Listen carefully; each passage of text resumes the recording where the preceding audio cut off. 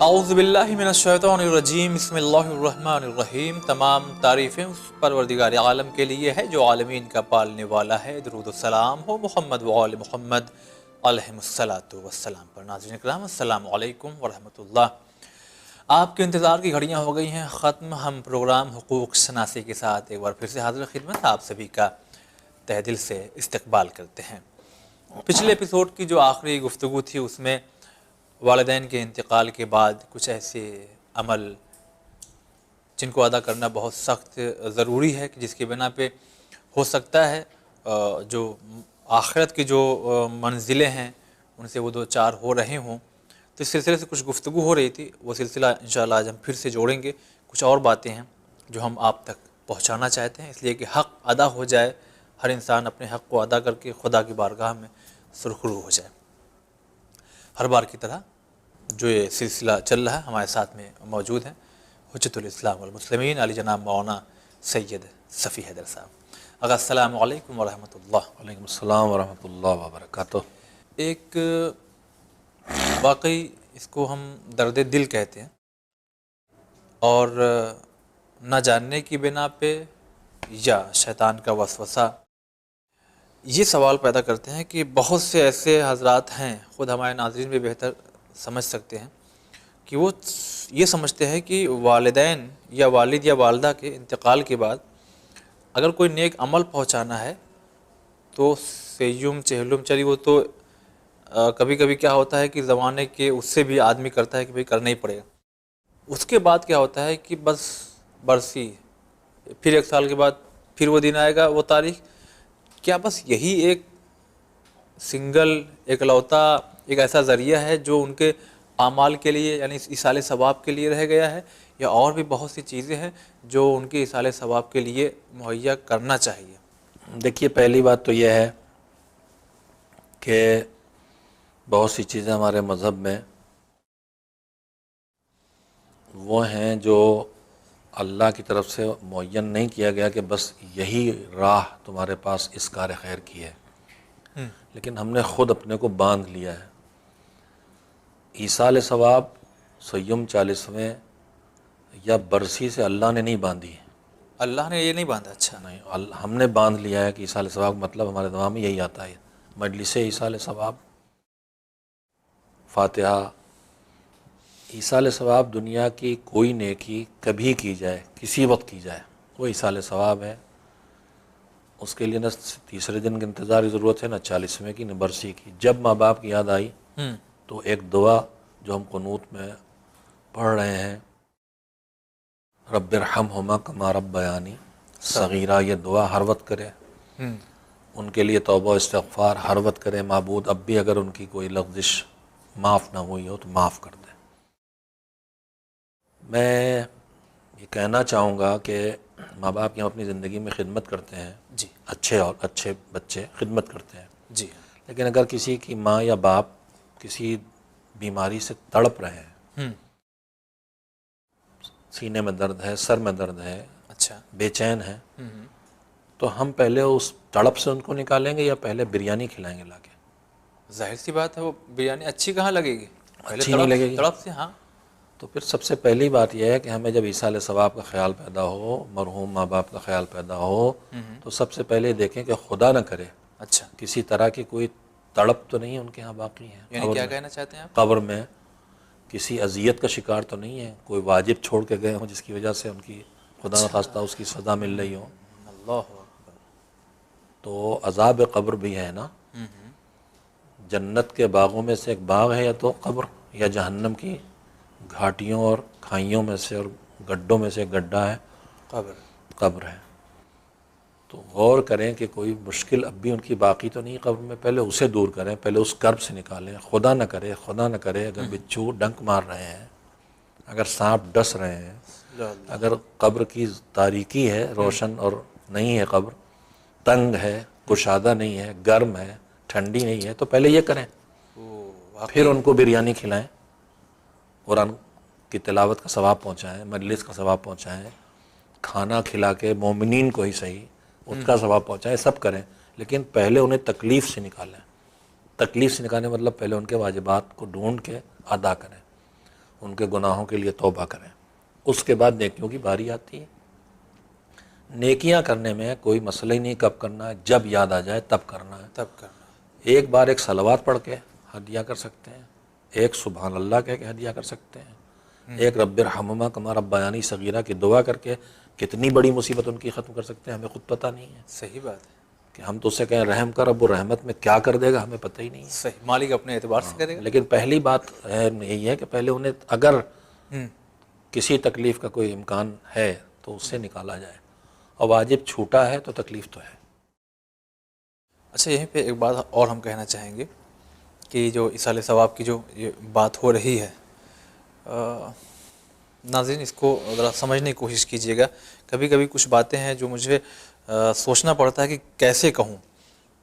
آپ نے بھی درمیان گفتگو کہا پروردگار ہمارے والدین کو بخش دے، معاف کر دے، دعا کرنا چاہیے۔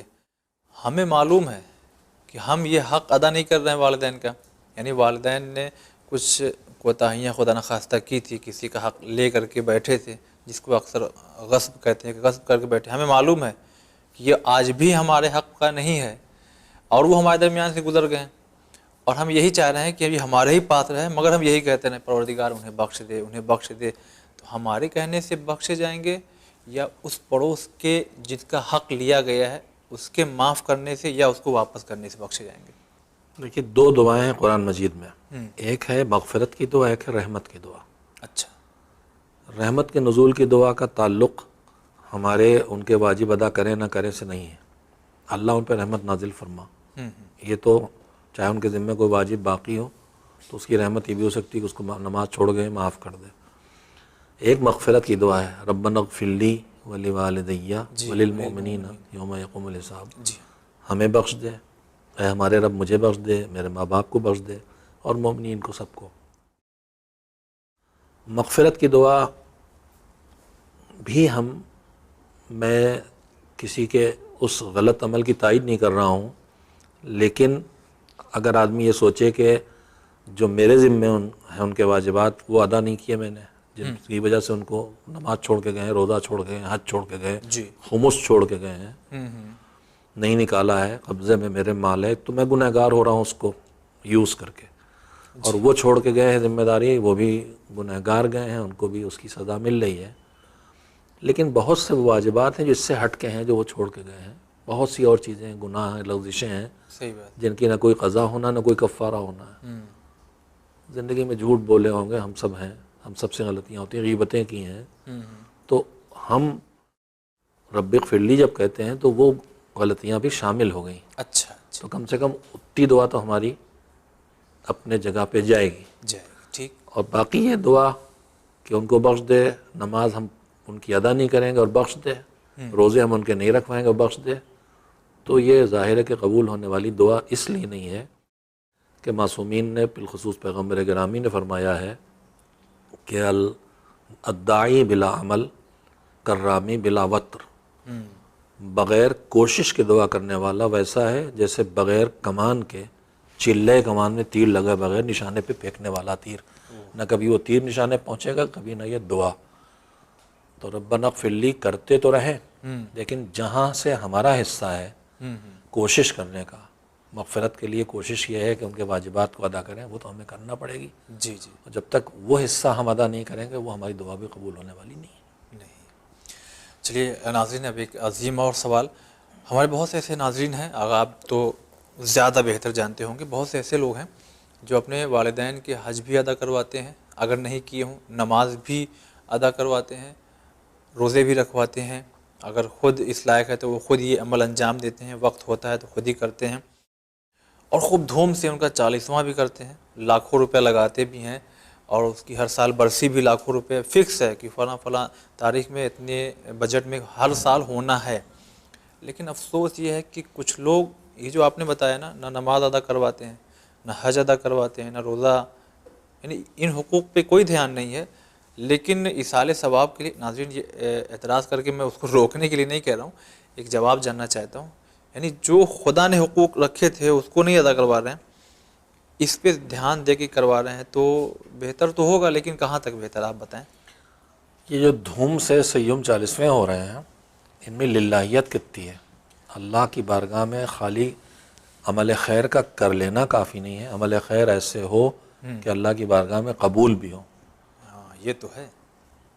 دعائے کمل میں مولا نے جو بہت سی چیزوں کی دعا کی، اس میں ایک یہی ہے ٹکڑا، یا ربی یا ربی یا رب اسألک بحقک وقدسک وعظم صفاتک واسمائک ان تجعل اوقاتی من اللیل والنہار بذکرک معمورا وبخدمتک موصولا وعامالی عندک مقبولا۔ اے میرے رب، تجھے تیری عظمتوں کا واسطہ 3 چیزیں مانگی مولا علی نے۔ ان تجعل اوقاتی من اللیل والنہار بذکرک معمورا، میری زندگی کا ہر لمحہ اپنی یاد سے آباد کر دے، وہ بخدمت کا موصولہ، اور میری زندگی کے ہر لمحے کو اپنی خدمت سے جوڑ دے۔ میرا اٹھنا بیٹھنا، کھانا پینا، تفریح کرنا، پارک میں جانا، سونا جاگنا، بچوں بیوی کے ساتھ وقت گزارنا، دوستوں کے ساتھ، سب تیری عبادت بن جائے۔ اگر تجھے یاد رکھ کے کروں گا تو یہ سب تیری عبادت بن جائیں گے۔ واقعی وَأَعْمَالِي عِنْدَكَ مقبولہ، اور جو بھی کروں عمل وہ تیری بارگاہ میں قبول ہو۔ تو خالی دھوم سے کچھ کر لینا کافی نہیں، دھوم تو دکھاوے کی طرف لے جاتی ہے، اور ریاکاری اور دکھاوا عبادت کے وہ دشمن ہیں جو دیمک جیسے دشمن ہوتی ہے لکڑی کی، جیسے آگ لکڑی کی دشمن ہوتی ہے، ویسے یہ ریاکاری دکھاوا دشمن ہے۔ آج کل ہمارے یہاں آفت آئی ہوئی ہے، مجلس میں تبرک کیا بانٹا جائے نام ہو، پوسٹر کتنا بڑا لگے نام ہو، اور کس کو بلایا جائے۔ اشتہاری خطیب پہلے اشتہاری مجرم ہوتے تھے ایک زمانے میں، اب اشتہاری مولانا ذاکر بلائے جاتے ہیں۔ تو دھوم ہو رہی ہے، مگر جا کیا رہا ہے وہاں؟ کچھ جا بھی رہا ہے، اللہ کی بارگاہ میں قبول بھی ہوگا۔ قبول تب ہوگا جب خلوص ہو، خلوص ہوگا تو نام کی فکر نہیں ہوگی۔ اگر نام نمود کے لیے ہو رہا ہے تو یہ ٹھیک ہے، جس کے لیے ہو رہا ہے وہ مل جائے گا۔ روایت میں جب کوئی کار خیر آدمی کرتا ہے جی تو اللہ کہتا ہے اس کے نام عمل میں 10 نیکیاں لکھ دو، بڑی منیمم کوالٹی والا۔ اچھا پھر جب وہ کہیں ایک بار بتاتا ہے میں نے آج یہ کیا، تو اللہ کہتا ہے گھٹاؤ 3 کر دو۔ دوسری بار جب پھر ذکر کرتا ہے آج میں نے اتنے 1000 چندہ دیا، تو کہا 1 کر دو۔ تیسری بار جب ذکر کرتا ہے تو کہتا ہے اس کے نام عمل سے نیکیاں ہٹا دو، جزا ہٹا دو۔ اس نے ہم سے جزا پانے کے لیے کیا ہی نہیں، اس نے تو نام کمانے کے لیے کیا، وہ اسے مل رہا ہے۔ جس کے لیے اس نے کیا ہے وہ اسے مل رہا ہے، جس کے لیے کیا ہی نہیں وہ ہم کیوں دیں اس کو؟ کیوں دیں؟ تو یہ جو دھوم دھام کی آفت آئی ہے جس میں غریبوں کا جینا حرام کر دیا ہم نے، پہلے شادی مشکل کی تھی، اب ایصال ثواب بھی مشکل کر رہے ہیں۔ کر دیا یہ ہے۔ گھر میں جنازہ رکھا جاتا ہے تو غریب جنازہ دفن کرے کہ کھانا پکوائے، بکرا کہاں سے منگوائے، اور اگر بکرا نہیں پکوا سکا اور آلو پکوا دیے تو قیامت ہو جائے گی کہ باپ کے 40ویں میں آلو کھلا دیے۔ ہم نے ولیمے کے 40ویں کھانوں کو بھی ولیمہ بنا دیا ہے۔ جی یہ ظلم ہے، جس کے پاس ہے وہ اس پر ظلم کر رہا ہے، جس کے پاس نہیں ہے، اور ہم سب مل کے ایک دوسرے پہ ظلم کر رہے ہیں۔ خدا کے لیے جاگے، ایصال ثواب ہے تو خلوص نیت کے ساتھ ہو۔ مومن کو اللہ نے ایک چیز دی ہے، اس کا نام ہے بصیرت مومن، فراست مومن۔ فراست اور بصیرت یہ ہے کہ کم سے کم لاگت میں زیادہ سے زیادہ فائدہ اٹھایا جائے۔ اچھا دنیا میں وہی کامیاب تاجر ہے جو کم سے کم لاگت میں زیادہ فائدہ اٹھائے۔ تو ہم دین کے معاملات میں کیوں بڑی بڑی لاگتیں لگا کے کم سے کم فائدہ اٹھا رہے ہیں؟ زیرو، لاکھوں بلکہ اب کروڑوں خرچ کیے جا رہے ہیں 40واں میں۔ صحیح بات۔ کیا بتائیں ان کو کون سا نام دیں ہم؟ جیسے سیاسی پارٹیاں ریلیاں کرتی ہیں 40ویں، اب ریلیوں کی شکل میں ہونے لگیں۔ مجھے پتہ ہے کہ لوگ ان لفظوں کو بہت تماشا بنائیں گے، لیکن خدا کے لیے سب لوگ جاگیں، چوکیں، اور 40واں اور سیوم جو ایصال ثواب کے ذرائع ہیں ان کو خلوص کے ساتھ ان کارۂ خیر کو انجام دیں۔ مجلس حسین بہترین ایصال ثواب ذریعہ ہے، اسے مجلس رہنے دیں، اسے کچھ اور نہ کریں۔ یہ جو بات آپ نے اٹھائی ہے، واقعی غریب انسان کے گھر میں اگر موت ہو جا رہی ہے تو شاید اس کے آنسو اس کے لیے موت ہو گئی، ہاں وہ اسی وقت وہی مر گیا، اس لیے کئی بھی بار آنسو مرتا ہے بیچارہ۔ صحیح بات، اس لیے بھی آنسو نکل رہے ہیں کہ ابھی کل کو پرسوں کو مجھ کو یہ انتظام کرنا ہے، ابھی تک تو ہم صرف بیماری کا علاج کر رہے تھے، یعنی ابھی تک تو قرضے میں تھے، اب پھر قرضہ لے کر کے کریں۔ شادیاں پہلے جائیداد بیچ کے ہوتی تھیں، اب ہمارے یہاں 40ویں جائیداد بیچ کے ہو رہے ہیں، قرضہ لے کے ہو رہے ہیں۔ کہاں کا انصاف ہے یہ کیا کر رہے ہیں ہم لوگ؟ جس کے پاس ہے وہ یہی اسی لیے اس کے پاس، تمہارے پاس ہے، تم ماں باپ کے ایصال ثواب کرنا چاہتے ہو تو 40ویں میں ولیمہ کرنے کے بجائے اپنے علاقے کے 10 غریب گھر ڈھونڈو اور سال بھر کے لیے ان کے گھر میں اتنا پہنچا دو کہ سال بھر وہ بریانی کھائیں، قورمہ کھائیں، صحیح بات۔ پھر دیکھنا انشاءاللہ قیامت میں اس 40ویں کا زیادہ ثواب ملا جو تم نے دھوم دھام سے کیا تھا، یا اس کا ثواب ملا جس کی خبر تم کو اللہ کو ہوئی اور کسی کو نہیں ہوئی۔ سبحان اللہ۔ چلیے ناظرین، پھر سے ہم کہہ رہے ہیں مقصد یہ نہیں ہے کہ ان چیزوں میں ہم لوگ اس باتوں کے ذریعے کچھ رکاوٹ ڈال دیں یا بڑھتی ہوئی چیزوں کو روک دیں، نہیں، مقصد یہ ہے کہ کہیں ایسا نہ ہو کہ اس روشنی کی بنا پہ جو بڑھتے ہوئے قدم ہیں کہیں اندھیرا تو نہیں ہو گیا ہے، یا جو ضرورت جہاں زیادہ تھی لگانے کی وہاں نہ لگانے کے علاوہ ہم نے کہیں اور لگا دیا، اور ہو سکتا ہے اس اعمال کی وجہ سے خدا بھی راضی نہ ہو۔ آپ بہرحال سمجھدار ہیں، سمجھ سکتے ہیں بہت کچھ۔ ایک بچوں کے سلسلے سے جو بات ہو رہی تھی، نوجوانوں کے سلسلے سے، ایک بات ہم کہہ کے اب شوہر اور زوجہ پہ آنا چاہیں گے، اور ہمیں لگتا ہے کہ شاید کچھ ہی بات ہو پائے گی، اور اگلے ایپیسوڈ سے ناظرین ایک مفصل گفتگو انشاءاللہ اگلے ایپیسوڈ سے شوہر اور زوجہ کے حساب سے۔ احترام والدین، یہ ہمارے سماج میں اب بڑی مصیبت بن کر کے سامنے آ رہی ہے کہ اب احترام نہیں رہ گیا۔ اچھا، والدین بھی کبھی کبھی نیگلیکٹ کر دیتے ہیں، چلو کوئی بات نہیں، لیکن احترام والدین کا اثر کیا ہوتا ہے؟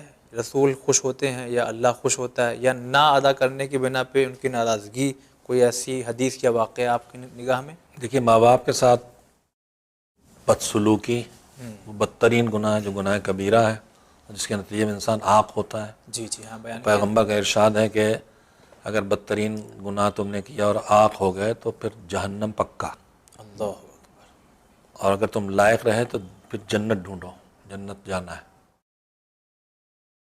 بدسلوکی کرنے والوں کے ساتھ بھی ائمہ نے جو روش اپنائی ہے وہ بھی روایات میں ہے، سیرت میں ہے، اور اپنے ماں باپ کے ساتھ اچھا برتاؤ کرنے والوں کے ساتھ بھی جو ائمہ نے ان کی معصومین نے، پیغمبر نے ان کی ہمت افزائی کی ہے۔ مجھے یاد آتا ہے کہ 5ویں امام حضرت محمد باقر علیہ السلام کی سیرت میں نمونہ ملتا ہے کہ امام نے اپنا کچھ صحابی تھے، اچھا، وہ اپنی ماں سے بات کر رہے تھے تو کچھ اونچے لہجے میں بات کی، تو اگلے دن جو امام پاس ملنے آئے تو امام نے کہا تم کیا باتیں کر رہے تھے ان سے؟ تم کو یاد نہیں رہا کہ ان کا پیٹ 9 مہینے تمہارا گھر رہا، ان کی گود 9 مہینے تمہارا جھولا رہی، ان کا سینہ 2 سال تمہارا، ہماری آج کی زبان میں ڈائننگ ہال رہا، کچن رہا، صحیح بات۔ اور ایسی کئی چیزیں امام نے گنائی، اور ان کو متوجہ کیا کہ آئندہ یہ صورت نہ پیدا ہو۔ اچھے برتاؤ کا بہترین نمونہ، ماں باپ کے ساتھ اچھے برتاؤ کی جزا کتنی بڑی مل سکتی ہے، یہ بتائیے کہ آخرت میں ہم کیا اپنے اعمال کے بلبوتے پہ نجات پانے والے ہیں؟ کیسے سوچیں؟ رحمت خدا کے بغیر ممکن نہیں۔ نہ، رحمت خدا تک پہنچ کیا ہماری سیدھی ہے؟ نہیں ممکن ہے، جب تک کہ محمد علیہ السلام کا وسیلہ نہ ملے، صحیح۔ ان کی سفارت اور شفاعت نہ ملے۔ قیامت میں انہی کے سہارے مغفرت اور رحمت دونوں ملنے والی ہیں۔ وہ اگر ہمیں نظر انداز کر دیں تو ہم کہیں کہ نہیں، کہیں کہ نہیں، جہنمی ہیں، سیدھے جہنمی ہیں۔ صحیح بات۔ ہاں، ہم اگر یہ چاہتے ہیں کہ کل پیغمبر ہم کو یاد رکھیں، نہ بھلائیں، اچھا برتاؤ ہمارے ساتھ کریں، تو ہمیں کیا کرنا ہے؟ اس میں سے ایک یہ سیرت ہے کہ حضور کی ایک دودھ شریک بہن تھی، اس کو اور واضح کیجیے، آج کے حالات ایسے ہیں کہ ہمارے رضائی بہن نوجوان تھی، بھائیوں کو اور سمجھ میں آ جائے۔ رضائی بہن تھی جناب حلیمہ خاتون کی وہ بیٹی، جن حلیمہ کے ساتھ پیغمبر نے زندگی بسر کی تھی، ابتدائی حصہ بھیجا گیا تھا وہاں۔ تو جب وہ بہن آئی، دودھ شریک بہن، اچھا، تو پیغمبر نے اپنی ابا ان کے لیے بچھائی۔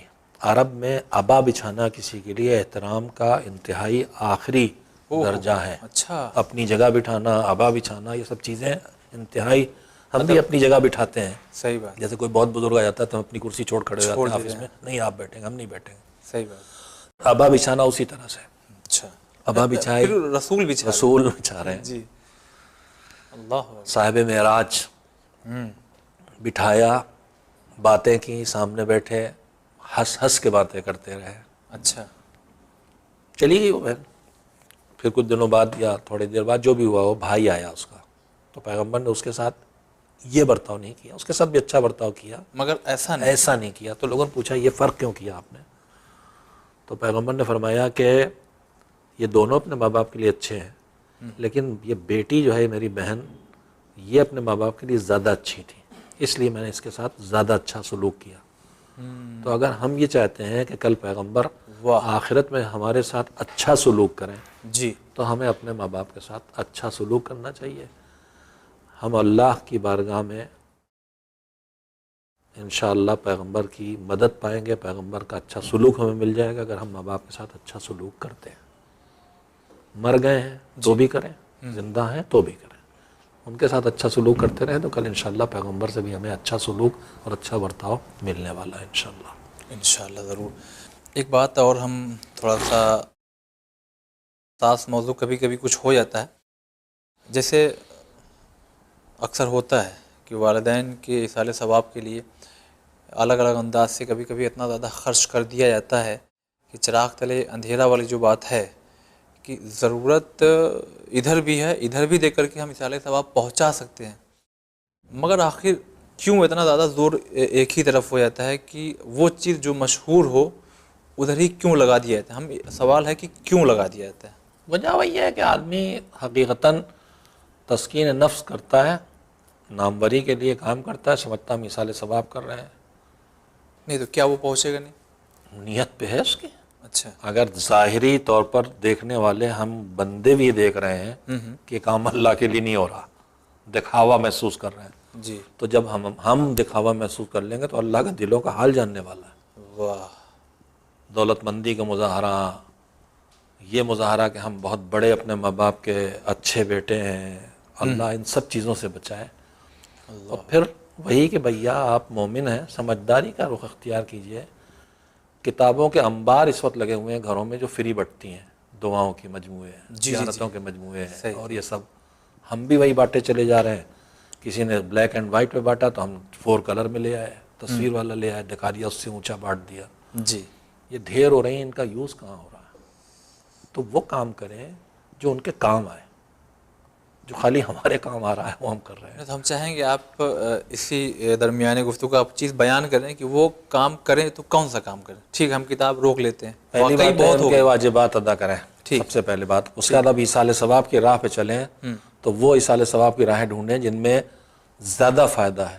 ہم وہ کتابیں بانٹیں جن سے کوئی فائدہ نہیں اٹھاتا، اس کے بجائے کسی ایک طالب علم، دینی طالب علم کے خرچے اپنے ذمہ لے لیں، ایک یتیم کی تعلیم کا ذمہ داری اپنے اوپر لے لیں، صحیح ہے، ایک بیوہ کی ذمہ داری اپنے اوپر لے لیں. واہ صحیح. غریبوں کے گھر میں کھانا 40ویں جو میں نے کہا بھی ولیمہ ہو رہا ہے، یہی جتنا آپ لاکھوں کروڑوں خرچ کر رہے ہیں، اسی کو پورے علاقے میں نشاندہی کر کے اپنے علاقے میں عزیزوں میں رشتہ داروں میں ڈھونڈ لیں. غریب گھر، شریف گھر کہاں ہیں جو دست سوال نہیں پھیلاتے، وہاں پہنچا دیں. جیسے ہمارے ائمہ راتوں کی تاریکی میں پیٹھ پہ لاد کے پہنچاتے رہے اور پانے والے کو نہیں پتہ چلا کس نے پہنچایا. امام زین العابدین پہنچاتے تھے اور وہ کوستے تھے، ایک تم ہو لاتے ہو اور ایک ہمارا عزیز ہے وہ کبھی پوچھتا نہیں. جب شہادت ہو گئی تب پتہ چلا کہ جس کو کوس رہے تھے وہی تو لا رہا تھا. وہی لا رہا تھا. تو اگر ان کی نسل میں ہم سادات کرام سے خاص کر کے اور سارے لوگوں سے جو ان کے چاہنے ماننے والے ہیں ان سے عرض کریں گے کہ وہ روش اپنائیں جو معصومین کی روش ہے، جہاں دور دور تک کہیں تصور نہیں دکھاوے کا، ناموری کا. ہماری ہر نیکی کو ناموری کھائے چلی جا رہی ہے، دکھاوا کھائے چلا جا رہا. اس میں عزاداری کے امور بھی آ گئے. افسوسناک پہلو یہ ہے ایک یہی جگہ تھی جہاں مخلص تھے، بہت مخلص تھے، وہاں بھی اب ریاکاری آ رہی ہے، دکھاوا آ رہا ہے. اور یہ بھی بچے گا کیا پھر؟ یہ بھی غریبوں کے لیے بڑی ٹف ہو گئی. عزاداری بھی دشوار بنایا جا رہا ہے. دشوار کچھ لوگوں نے ایسا بنا دیا ہے کہ اب غریب جب ہم سوچتا ہے 500 روپے کا 5000 روپے کا تبرک بانٹیں گے، ایک آدمی کو دیں گے تو غریب بیچارہ کیا کرے گا؟ جو خالی لائی بانٹنے لائق ہے اب وہ کیا کرے؟ کیا کرے وہ؟ جو خالی چنے بانٹنے لائق ہے وہ غریب کیا کرے؟ تو ہم گنہگار ہو رہے ہیں، صرف خود اپنی نیکی ضائع نہیں کر رہے بلکہ معاشرے کے لیے نیکیوں کو دشوار بنا رہے ہیں. یہ ہم پیسے والوں کو، مالداروں کو اور طاقت والوں کو سمجھنا چاہیے. ان کی ذمہ داریاں دوسروں سے زیادہ، جن کے پاس اللہ کی نعمت زیادہ ان کی ذمہ داری زیادہ ہے. جی، جن کے رتبے ہیں سوا ان کو سوا مشکل ہے. جی چلیے آقا، بہت شکریہ ادا کرتے ہیں. اور ناظرین، واقعی آپ بھی محسوس کر رہے ہوں گے کچھ عظیم ترین گفتگو، ایسی باتیں جو ہمارے ذہنوں کو جھنجھوڑ کے رکھ دے رہی ہے. ہم اس بات کا پورا یقین کر رہے ہیں کہ ایسے بہت سے ہمارے ناظرین ہمارے اس پروگرام کو دیکھ رہے ہوں گے جنہوں نے ایسے خرچ کیے ہوں گے، کیونکہ ہر انسان کا دل جانتا ہے کہ اس کی نیت کیا رہی ہوگی. ٹھیک ہے، آپ نے اگر خدا نخواستہ ایسے پیسے خرچ کیے ہوں جس میں قربتاً اللہ نہیں بلکہ لوگوں کو دکھاوے کے لیے، اپنے نام کے لیے، خدا بخشنے والا ہے، خدا سے معافی مانگے. اب جو نیکسٹ جو قدم اٹھے آپ کا، جیسا کہ آغا نے بہت تجویز، بہت سے آئیڈیاز، بہت سی باتیں بتائی ہیں ایک بات اور کہہ لوں معاف کریں ضرور آپ کو روک کے، ضرور ضرور. کوئی یہ نہ کہے کہ یہ فاتح ایصال ثواب مجلس کی مخالفت کر رہے ہیں. میں عرض کر رہا ہوں آپ 40ویں مجلس کرتے ہیں، 50 لاکھ خرچ کر ڈالتے ہیں، مجلس ایک کرتے ہیں. آپ ان غریبوں کو ڈھونڈیں جو حسین کی ایک مجلس سال بھر ترستے رہتے ہیں، نہیں کر پاتے ہیں، واہ، عشرہ محرم نہیں کر پاتے ہیں. آپ انہی پیسوں کو 50 گھروں میں بانٹ دیجئے، 50 گھروں میں فرش حسین بچھانے کا انتظام کر دیجئے، سبحان اللہ، واقعی 50 مجلسیں ہو جائیں گی ایک مجلس کے. کہاں ایک کہاں 50. واہ سبحان اللہ. لیجیے ایک اور تجویز آپ کے حوالے اس پروگرام کے ذریعے پہنچ گئی. آئیے مل جل کے عمل کیا جائے، ہر علاقے کے لوگ، صاحب حیثیت لوگ قدم بڑھائیں اور ٹھیک اس طرح سے مدد کریں جس طرح سے امام نے کیا، بنا بتائے کسی کے ذریعے، تاکہ نیتوں کو جب خدا دیکھے گا خلوص خالص تو اس کی بارگاہ میں قبول ہو جائے گی. وعدے کے مطابق اب ہم جو شوہر اور بیوی کے جو حقوق ہیں، جس کا اس معاشرے میں حالات کو دیکھتے ہوئے بہت سخت ضرورت ہے. کبھی کبھی ایک طرفہ باتیں ایسی ہو گئی ہیں کہ جو دوسری طرف کے لوگ ہیں وہ کبھی ایڈوانس ہو گئے یا کمتر ہو گئے، جس کی بنا پہ اکثر رشتے جڑنے کے بعد ٹوٹ جا رہے ہیں. اس پہ انشاءاللہ ایک مختصر سی گفتگو، یا یہ کہیں کہ ایک سانچہ، اور اس کے بعد کل سے یعنی اگلے ایپیسوڈ سے اس کی مفصل گفتگو ہوگی. بس کچھ لمحے، کچھ وقت بچے ہوئے ہیں، کیا کہیں گے آپ شوہر اور بیوی کے حقوق کے بارے میں؟ سب سے پہلے عرض کرنا چاہوں گا کہ اللہ انسان کو انسان بنا کے رکھنا چاہتا ہے اور انسانیت کو بڑھاوا دینا چاہتا ہے. جی انسان کا وجود، پہلا انسان تو بغیر ماں باپ کے پیدا ہوا ہے، ٹھیک ہے. لیکن اب اس کے بعد کوئی انسان بغیر ماں باپ کے پیدا نہیں ہوگا. ایک حضرت عیسیٰ بغیر باپ کے پیدا ہوئے. جی بس ٹھیک ہے. ماں باپ کون کس کے ہوں گے اللہ کا فیصلہ ہے، لیکن ماں باپ انسان بعد میں بنتا ہے، اولاد بعد میں بنتا ہے، بھائی بہن کے رشتے بعد میں وجود آتے ہیں، جو سب اللہ کے بنائے رشتے ہیں صحیح. مگر بعد میں وجود میں آتے ہیں. ان سارے رشتوں کو وجود میں لانے والا رشتہ کون سا ہے؟ مرد باپ بنے گا تو کہاں سے بنے گا؟ صحیح. پہلے وہ میاں بیوی بنیں گے. ہاں صحیح. تو سارے رشتوں کا آغاز ہوتا ہے شوہر اور زوجہ کے رشتوں سے. واہ. میاں بیوی دو انسان، اجنبی مرد اور اجنبی عورت جب میاں بیوی بن جاتے ہیں، ہسبینڈ اینڈ وائف بن جاتے ہیں، تب وہ باپ بنتے ہیں، وہ ماں بنتی ہے، جی اولاد آتی ہے، پھر بھائی بہن ہوتے ہیں، پھر رشتے آگے بڑھتے ہیں، آگے بڑھ خالہ، پھوپھی، چچا، ماموں، پھر اور رشتے، خاندان اور قبیلہ. ہاں سب. لیکن آغاز جو ہے وہ اس انہی رشتے دو سے ہے. شخص یہاں لہذا یہ رشتہ جتنا مضبوط ہو. سوچ سمجھ کے ہوگا، باقی رشتے تو اللہ کے بنائے ہیں، ہمیں پرابلم نہیں، اچھا وہ اچھا. بنا رہا ہے. ہاں صحیح بات. کون کہاں پیدا ہوگا ہمارا فیصلہ ہی نہیں، ہمارے ماں باپ کون ہو گئے ہمیں پتہ ہی نہیں، لیکن یہ رشتہ ہمارا ہے اور سارے رشتے اسی سے بن رہے ہیں. لہذا ہمارا یہ رشتہ سوچا سمجھا ہونا چاہیے، اور اس رشتے کو جتنی اہمیت ملنا چاہیے معاشرے میں، جتنی اس رشتے کو اہمیت دیں گے، جتنا اسے مینٹین رکھیں گے، جتنا اسے الہی ہدایات کے مطابق اس رشتے کو چلائیں گے، اتنے ہی اگلے رشتے اچھے ہوں گے اور اتنے انسانیت آگے بڑھے گی. لہذا سب سے زیادہ اہم رشتہ یہ ہے جس پر ہمیں سب سے زیادہ توجہ کی ضرورت ہے، اس کے آغاز سے لے کے اس کو باقی رکھنے تک. آغاز کے لیے کسی دن بات ہوئی تھی کہ گھوڑے کی سبزی والا کیسا واقعہ وغیرہ آیا تھا. انتخاب کیا ہو، ہاں انتخاب مرد کیسا ڈھونڈا جائے، شوہر کیسا ڈھونڈا جائے اور زوجہ کیسی ڈھونڈی جائے.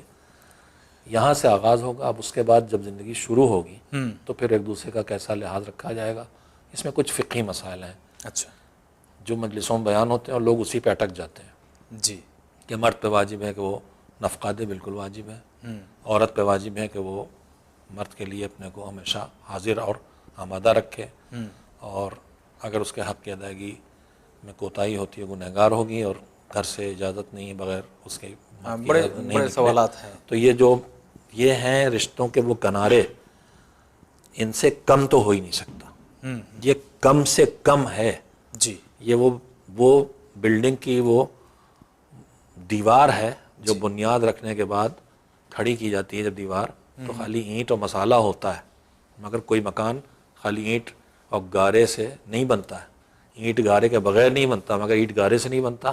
پھر پلاسٹر ہوگا، پھر رنگ و روغن ہوگا، پھر لائٹ لگے گی، پھر سب ہوگا. جی. یہ گھر جو آباد ہو رہا ہے اس کا کم سے کم وجود تو اس سے ہوگا کہ کم سے کم واجب مرد ادا کرے کہ خرچ دے، اور کم سے کم واجب عورت ادا کرے کہ اپنے شوہر کے اس حق کو جو شوہر کی حیثیت سے وہ حاصل کرتا ہے اس حق کے ادا کرنے میں کبھی انکار نہ کرے، اور اس کی اجازت کے بغیر گھر سے باہر نہ جائے. یہ کم سے کم ہے. ہم نے اسی کو سب مان لیا ہے.